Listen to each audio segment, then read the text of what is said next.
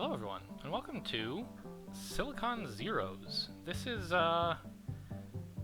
it's an interesting opportunity to get to record this. This game is not yet released on Steam. It's coming out, I think, like, I don't know, middle of September, in a week or two. It's a programming puzzle sort of game, as I understand it. You focus more on, like, the hardware side of things, chip design and so on. I don't know the details. I was given this pre-release copy because the developer, PleasingFungus, is a dungeon crawl developer, and he wanted some early feedback and maybe some hype footage for YouTube. Beats me. I don't care why he wants me to play, but I thought it would be fun, so I'm doing it. He also, he's made a number of cool games. I played Manufactoria long ago, long before I ever met him as like a dungeon crawl guy. And I love that, so I'm hoping that this is going to be a good game also. I assume it will be. If you've played any of the Zachtronics games like TIS 100 or Shenzhen IO, this is supposed to be similar to those, but I don't know any of the details. I've just really looked at this first screen and played around at the menu to get the sound levels right. So, okay, if you're interested in programming puzzle games, like, come on in, let's get started. So this is actually the first screen that the game drops you into. There is a menu, but it puts you into the first puzzle in preference to showing you a menu. You can back out, so I figured we'll just start right here. Wiring. Dana, good to see you. I guess I'm Dana. I am excited to get to work. Our new ZeroCom is the company I have dreamed of since I was still in the old country. The others are not here yet, but let us see what we can do on our own. To start, we want to check to make sure our adder modules are working. Connect the modules so that the adder's output is 2. You can click and drag between the rectangular ports to connect modules together. So we have a grid to put stuff in. It does mouse panning, which I'm not a huge fan of, but okay, whatever. You can select things, but I don't yet know how to do anything with having... Oh look! A little thing came up. Copy everything. That's pretty cool. I remember, like, Manufactoria had this same thing too, select and copy, but the way it looks kind of like a Windows taskbar down here is pretty cute, I think. Anyway, so let's connect. There's a lot of tooltips. I looked over this screen fairly extensively before I started recording, so I see that, like, any part of any piece that you mouse over, it tells you stuff.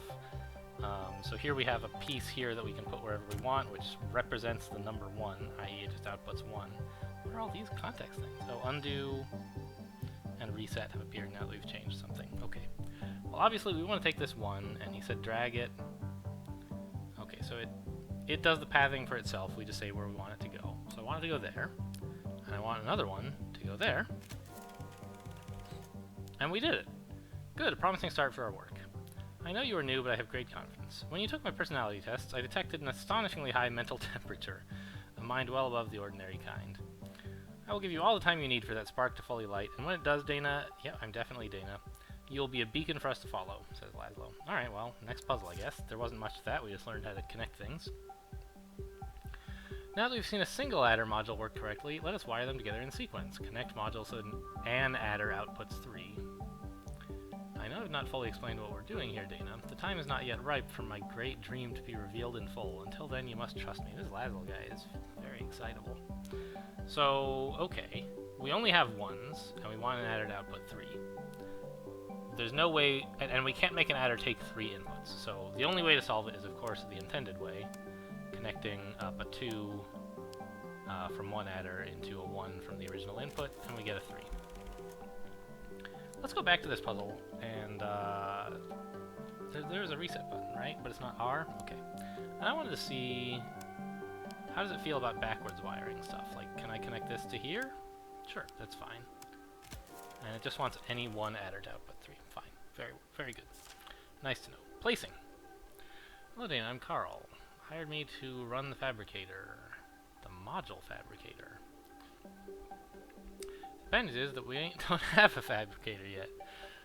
Oh, I see. He's not stumbling and correcting himself over fab. He's, or she, I guess, Carol, is, introducing the shortcut fab to mean module fabricator. Okay, we ain't got a fab yet. Bad news is we ain't got a fab yet. Alright, I'm not gonna do that whole thing, but, it sounds very, southern, perhaps. But the good news is that I've got a lot of experience with jerry-rigging hardware. first check out these adder modules. Place and connect modules so that an adder outputs 4. We've got infinite adder modules to put down, and here they are. So I can press 1 to open up arithmetic modules, and W to create an adder. Okay, cool. So I can just, I should take, what, 3 of them? Sure. So, actually, wait a minute. We don't need this one. Get out of here. How do I make you, how do I go away? Delete? Yes. We should be able to use the output of this guy twice, just like we're using this input twice. Great, looks like it's all working. Not totally sure what we're working towards here, but the parts are fine. This is pretty nostalgic for me. Reminds me of the days I spent playing hooky from school, building radios in my garage. I'm gonna miss this when the module fab is running, even though you probably won't. And it's giving us little score things here. Is it giving us those before? I probably was just ignoring them. I'm not going to really worry too much about optimizing my score for now. The other thing I've got for you is this configuration tool. You can use it to tinker with number modules, just like the one on the left. Right-click on them. Great. So we've learned how to customize a module like this. So now we have a generic number module, and we can change it however we want to. Can I? Okay, so I can retitle it, but that doesn't actually do anything. I can reach along the number line, or I can type in whatever stuff I want. I notice it goes from -15 to 16, so that suggests 5 bits. Okay. A little bit weird size, but sure. So, an adder outputs 4. So, can I just put a 4 here? Will the adder output anything? It doesn't, because it needs 2 inputs. Alright. So we'll just give it a 2, and wire it up twice.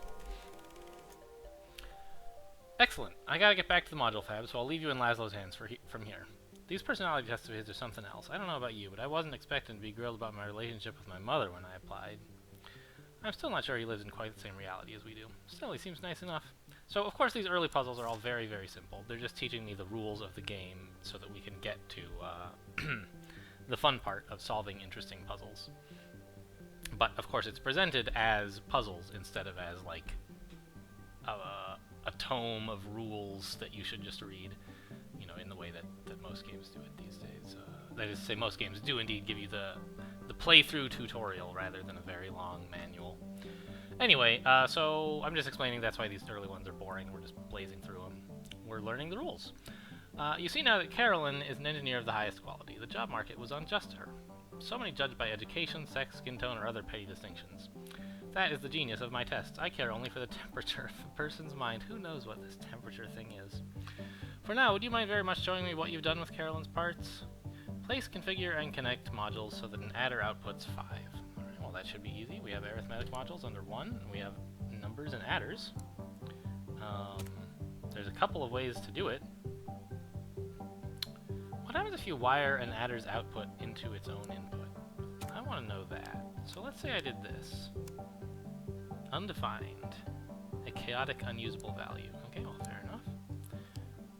Can I make that not be connected to anything? I guess it sort of isn't right now, but okay, well. Right-click to... Why does that... Oh, it's got a plus because it's an adder. I thought that was like... This looks like some sort of interface thing that you can do something with. The way it's kind of shaped like this, it looks clickable. But it's really just a label. Okay. Okay, so there's a number of ways to do this. We could add 0 and 5, we could add 1 and 4. I don't see any way to do it with any number of modules other than 3. We could do more than 3, but fewer than 3 is not possible. So, okay, let's just take another numbers on Q. So let's just...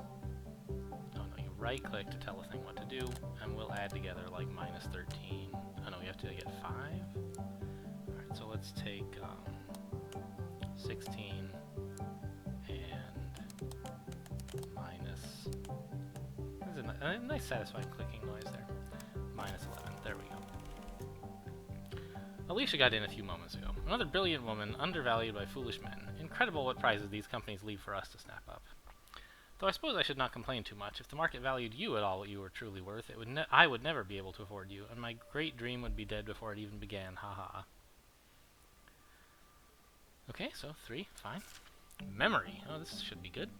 Hi, you're Dana? Cool, I'm Alicia. supposed to be a programmer, but you guys don't seem to have a computer to program on, so I'm working on external memory instead, storage outside the machine. Plug a number into these reader modules. Okay, is that this? Okay. And they spit out the value stored in that memory slot. You can see what's in the memory on the far right. Place, configure, and connect modules so that a reader outputs 6. So what is this? This is a reader. It reads a particular memory slot and outputs the value of what is there. And if we look at our slots, we can see there is a 6 stored at slot 10. Okay, so if we wanted to, we could just say read... No. Wait. How do I point it as? Oh, I see. It has to take a number as input. So this looks like a very similar... What's the difference between this and the number thing? In terms of, like... They look the same, right? So I can right-click on this one, but I can't right-click on this one. And that mechanically makes sense, because it's actually supposed to take in a wire. But I wonder if a different shaped box or something to indicate wire nodes versus customizable values would be useful. Anyway, we want to read from slot 10. Glad you got everything working. Honestly, I'm not clear what we're working toward here, but I enjoyed setting this up. That sounds familiar. Who said that earlier? Carol? You might not have noticed. I put a personal touch in memory. The year I got married, 1960. Cute. Important to start things off on a good note, don't you think? So we just for clarification purposes, let's just like put a 5 in here.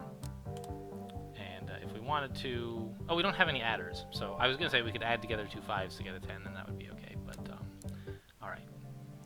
We'll go back to memsum, I guess. It says 2 green stars. Complexity normal. When Laszlo ran his tests, he told me I was uncommonly thorough. He also said that I was passionate about his great dream. Odd, since he hasn't told anyone what it is yet. But he was right about the first part. So I set up memory to stress test every module. Without configuring modules, place and connect modules so that an adder outputs 7. This one's a little more complex. Even without a personality test, I think I have a feel for you. It's the trickier problems that you're here for. Okay, so we must output 7, and the modules that we have available don't include numbers. We have adders and readers. So we need to read... Oh, this looks tricky. We need to read from slot 6 and slot 8 and add those 2 results together. But we can't configure this to make it point to slot 6 or 8. So we're going to have to use the numbers 3, 5, and 2 well, 3 and 5 really, to construct the numbers 6 and 8. So we have to start with 3, put down an adder here, connect it up like so to give us a 6, and use that as the input. Now we've got a 5 to work with, and we can say, how do we get here? It's just 5 plus 3, I guess? Okay, so 5 and 3. Let's see. It doesn't matter where I put them, of course, but I'm trying to figure out where it feels nice to have it. So now we have an 8 that we can use to read this, and we've got a 5 and a 2 with which we can get a 7. Alright, that was a cool little puzzle. That was the first one I feel like where there was some question about, like, you have to think a little bit about how to implement it and not just figure out how to wire things up properly. And so I'm pleased that you know, it wasn't super hard or anything, but it was a nice taste of what hopefully is to come. Anyway, it took us long enough. She's just teasing us. We finished at just the right time. Our last man finally turned up. He and Carol should be finishing the simulator right about now. Okay, so there's another character in the cast here. Time. Sorry, I know I'm a little late, but it's fine. Check out this demo I just set up for the simulator. You You hit the blue test button at the bottom to enter the simulator. Okay, that's familiar from a lot of games like this. It shows how your machine runs over time. Okay, so now we're going to start having feedback loops. Everything previously was... It sort of had a steady state where the inputs were fixed and they produced a constant output, but now we're starting to be allowed... You see we formed a loop here. The input of one thing feeds... creates an output, which eventually feeds input in a circle. So this is how you can get from... in real-life circuit design, you can do some cool stuff with, like... What do they call it? Stuff that doesn't have loops? I don't remember. But things start to really get exciting when you can build loops where over time an input or a thingy feeds itself. Okay, so we have a lot to learn on this one, I suspect. Okay, so time is measured in ticks. Some modules, like latches, yes, familiar from computer engineering classes, do something once per tick, but you don't need to understand those yet. He's not going to let us edit them anyway. Just run the sim forward until a latch stores 15. You can run the test backward and forward, and even come back later to experiment. Okay, so test. What's going on? Tick limit is 4. What does that mean? Oh, so I can just, like, say I would like it to have been 10 ticks. Whoa! I hadn't even looked at the puzzle. Hang on, go back. I just, like, typed in the number 10 just for fun. Was that, like, the correct answer? Alright, let's start at 0 here. So, what's going on here? We have a latch, which acts just like a latch you would expect a latch to add. It saves an input every tick, and outputs that for the next tick. Fine. Then we have an adder that doubles that. And we then add 1 to it, I guess? So if we want a latch to store 15... Okay, I don't think 10 was special at all. I think this eventually starts outputting nothing but 15s. Because we're doubling a thing and adding 1 forever, which is actually how we cycle through in, like, binary numbers. We just start adding 1s to the end of a thing, and 15 is all 1s. Furthermore, 15 is the highest that this simulator ever even goes. Like, that's the highest a number can be, it seemed like. So I think that this just gets to 15 and stays there. Let's see what happens. Ooh, that was cute. And this is a timer? Okay. So it sends a 1 and updates all these things. And we'll get a 7 and then a 15. And this does go to 31. Okay, back to puzzle. I want to keep going, though. Oh, tick limit is 4. How many ticks are you allowed to take? I see. So that's why it didn't go any higher before. 4 is the furthest it was allowed to go. Okay. So I typed in 10 here, but it stopped me. Alright, whatever. Well, let's just go back. We should be able to get through all the tutorials, hopefully, in this... Oh, did I not, like, mark this as complete? Oh, this is teaching me about latches. That's the next one. Complicated setup. Makes sense to let me do it yourself, but show off my version first. Build a machine that stores 15 in a latch and test it. Okay. Well, what do I have to work with? I have numbers and latches. Well, that's pretty simple. I can put a 15 in. Oh, not 150. I was trying to hit 1. Or... Oh, whoops. I've got my numpad, or my it doesn't matter. Shut up, Alan. So there we've got a 15. So latch is on E. So we just want to do this. Like, that's all they're asking for? To make sure that we know that, yes, we can, oops, test, use the simulator on our own values as well. Great. His version was more elaborate than necessary. Yes, I agree. If you can't deal with someone buying a little toy mascot and hiding it around... What? Okay, I don't know what he's talking about. Next puzzle. Writer. Okay, so this lets us write into memory, I suppose. Sorry this took so long, Dana. I had some unexpected delays, but the writer modules are ready. They write at the start of every tick, kind of like latches. But instead of holding a value inside, they take a slot number as their first input and store the other input into that slot in memory. Yes, fine. Set memory slot 3 to 1. And to test? Seems like there's a wording error there that should be fixed. So we want to set memory slot 3 to 1. And then maybe this should be and then test? I don't know. Anyway, we want to test to make it actually happen. Okay, fine. So let's see. What do we have here? We have a writer, which is on W. And I assume we have numbers. Yep. So we want to set slot 3 to be 1. Well, that's easy enough. We'll make this be a 3. And give me another number. Wire it up like that. Nope, other way around, please. Wait. Oh, and then I have to test it, because nothing happens. Yep, got it. Only when time advances does the writer write things. Well done, this was it. The last really basic part. Now we've got writers, latches, numbers, and adders. You can build all sorts of useful things. Yes, I agree that that is probably true. We'll probably want some conditional testing eventually, but... Okay. Go chat with Laszlo. There are multiple successors to this puzzle. Return to puzzle select. So from here we could learn about spares, stall, counter, or rewrite. Normal question mark. Alright, well, tell you what actually. I said we were going to try to do all the tutorials in this puzzle, in this video. But it sounds like we've just finished the easy tutorials, and these next ones could take a little more time. So I'm going to put them in the next video. I hope you guys have been enjoying this. I've been having fun so far. This little exclusive preview, very exciting.